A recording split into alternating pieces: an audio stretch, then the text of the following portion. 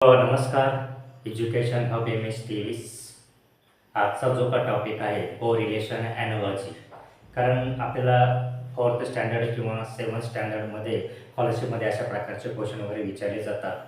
मग हा क्वेश्चन विचारताना थोडंसं आपल्याला थोडं थिंकिंग करावं लागतं. थोडंसं त्याचे सिक्वेन्स पॅटर्न असेल ते आपल्याला माहीत असणं आवश्यक आहे. बघा हे आपल्या या ठिकाणी आपल्याला याकडे हे ॲनॉलॉजी किंवा कोरिलेशन दिले ते कशा पद्धतीने बघा इथं दिलं आहे 16, 17 जसे 20, 68.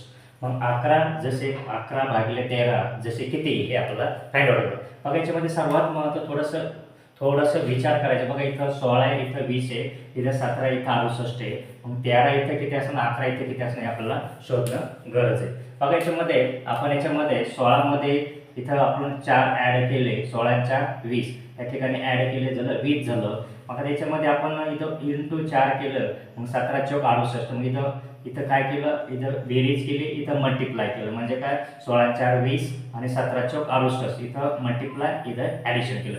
सेम तसं याच्यामध्ये आपण 4 ॲड करू, बरोबर काय 15. याच्यामध्ये इंटू 4 म्हणजे 52 म्हणजे 52. म्हणजे अशा पद्धतीने आपण इथं प्लस केलं, इथं मल्टिप्लाय केलं. मग याच्यामध्ये जो काही ऑप्शन असेल त्याच्यामध्ये सर्वात महत्त्वाचा हा ऑप्शन आहे. म्हणजे हा जे काय क्वेश्चन दिला आहे ॲनॉलॉजीचा किंवा कोरिलेशनचा, ह्या ठिकाणी आपण अशा पद्धतीने तुम्ही इझिली सोडू शकता.